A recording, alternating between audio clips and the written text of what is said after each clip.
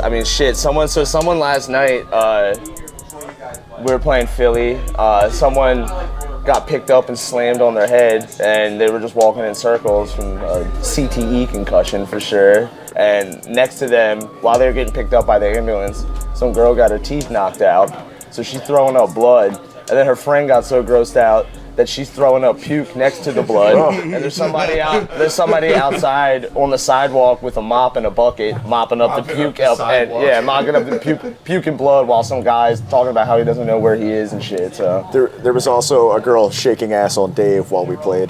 That did happen. She got kicked off stage. The last time we played here, somebody broke their leg and was just like incapacitated on the floor for like 3 songs or more. Yeah, some shit broke her leg. Yeah, that was crazy. It gets violent. We don't condone it, but it does get violent. I didn't know she broke her leg. I accidentally hit her with my snare case on the way out too. I was like, oh fuck, I felt so bad, but you know. I'll tell you this, there you go.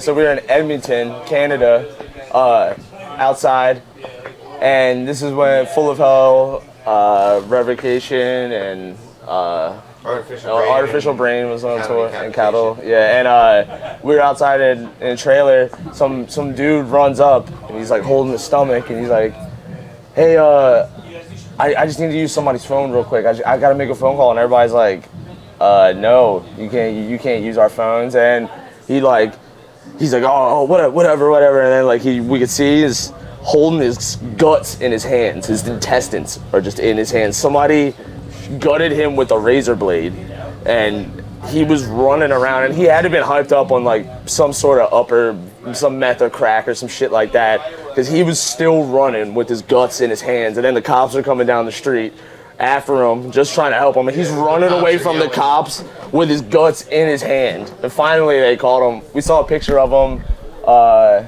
the next day. He somehow survived, and someone found him on the street and got a picture of his stomach stapled shut, that's the nastiest shit I ever seen in that show. It's hard to stomach, intestines, guts hanging out. But he was taking it like a champ. I'll give the guy it. He was walking pretty fast away from the cops. The cops were just like, "We're just trying to help you, bud." They're just trying to help. They're like, "I'm sorry." The nicest Canadian police.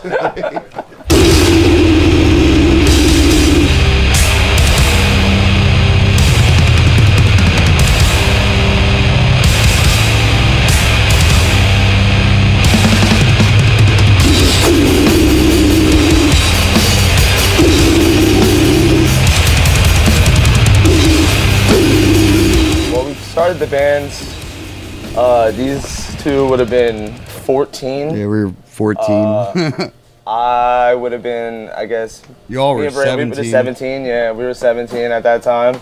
And it just kind of started as a side project from Full of Hell, but the early days, probably more like a Powerviolence style, like Iron Lung, or we used to do like Disrupt covers and stuff, and I don't know, we would throw house shows all the time in Ocean City.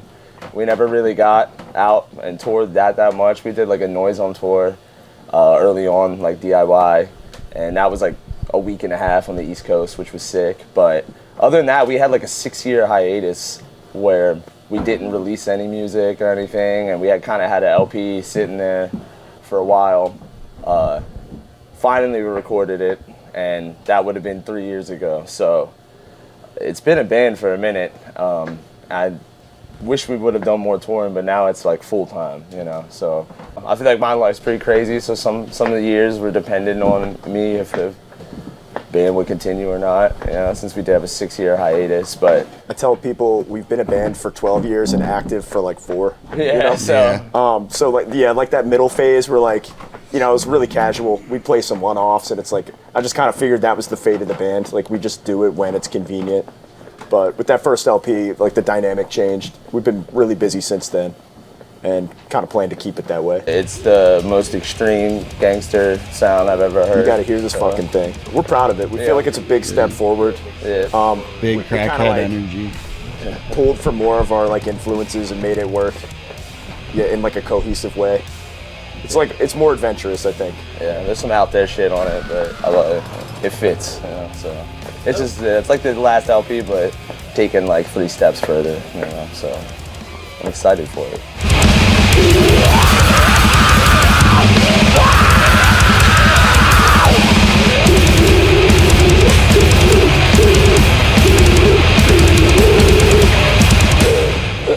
is advice we wish we had when we were like booking our own tours, like doing it all ourselves? Having reliable gear, Yeah, reliable Don't transportation. cut corners. You know, maintain the relationships you have. Just things like that. Everyone. Yeah, everyone. buy a van that doesn't break down. Yeah. Yeah, that's the best Exactly. advice. I did It's, that, and now we're Cutting pretty corners set. costs you a lot more in the long run. Our van broke down 2 days ago. So don't listen to us. We had a Don't know what we're 10-hour talking drive, and our water pump blew up. But we had a second. The best advice is to have a second van because Put gas picked the in second. the car. yeah, We ran out of gas yesterday in our rental van that we got from our buddy. So that was really fucking sick. that was my fault for sure. Put So gas we'll in the take. car. Make Yeah. sure it works. Don't take acid the day before and forget that you got to put gas in the vehicle. Yeah, you've taken a couple tabs before playing before, a couple times. I mean, the most memorable. I don't know. Saw a power trip in Denmark on a bunch of ecstasy. It Oh was no! sick. I saw Cardi B on a bunch Cardi of B ecstasy. before that, we saw was Cardi the B. best show, memorable thing. Yeah, we snuck Cardi B into backstage. Power trip on I got to chill with ecstasy. all the dancers, but you know, tripping my ass off on ecstasy. I'll say that. That was fucking cool. very Flames, cool. pyrotechnics. It was tight.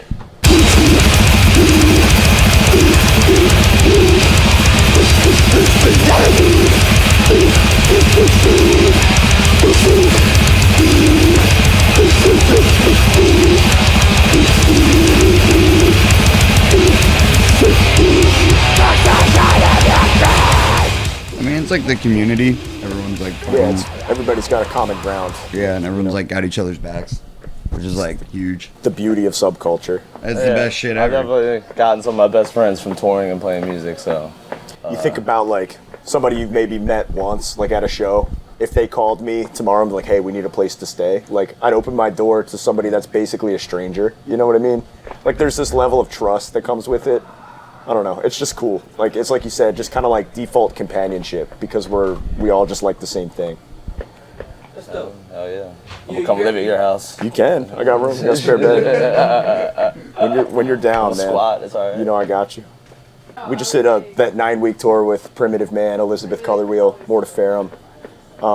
We had a day off in Vermont. Where was that? Stowe, Vermont, and we found this like massive cabin for like $50. We just spent a day off there, like I don't know, just goofing off. Dave had mushrooms. We bust out the grill. There was bikes to ride. Like it was just, you know, an ideal day off. But I'm pretty boring. These guys might have a different opinion. No, that was cool. Nah, that was like the best day off ever. That was a good day off. You know, we had good times on that tour. I guess I haven't seen too much of a change. If anything, I've seen more of an appreciation for shows like post-COVID. COVID Yeah. probably made everybody That's a a big little factor. bit more excited for shows, I think, and more willing to have fun at shows rather than just to sit there and look. So Yeah, I think being trapped inside for a couple years, everybody's after like that tangible experience. So like they're eager to go to shows. You don't have to like beg them and over promote. Like they're going out of their way to be there, which is cool. You know, just as a show goer, it's not really like you don't need advice. If you like it, then you're already in it. You know, if you're trying to do a band, maybe check in, like rack some brains of people that have been doing it for a while. You know, get their take on it, see Yeah. what works for you. think about what the most gangster sound would sound like and try to do it and do that. Yeah. Don't- Keep it real. Yeah, just keep it real. Don't be some stupid ass elitist that likes shitty music and only one genre or something, you know? Yeah. Yeah, keep an open Broaden. mind and just be chill. Open mind, no people pleasing. Listen to more rap. Yeah. Expand your horizons a little. Listen to not death metal. Yeah.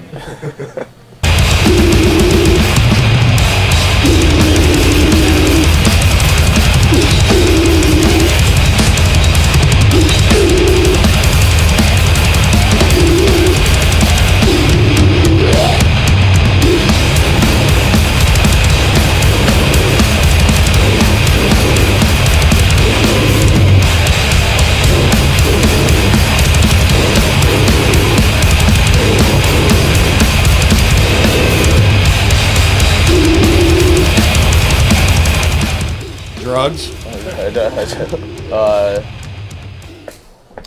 a bridge. No.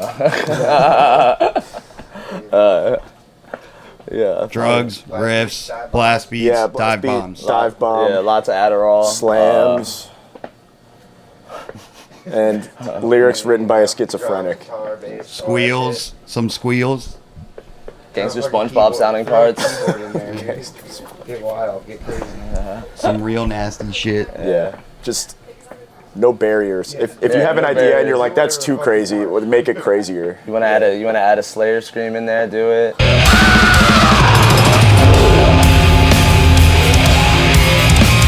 You wanna do funny laughs in your songs? It'll sound cool, probably. You know. If it sounds goofy, it's probably cool. Yeah. The best advice is just don't be scared. Alright? Yeah, test the boundary.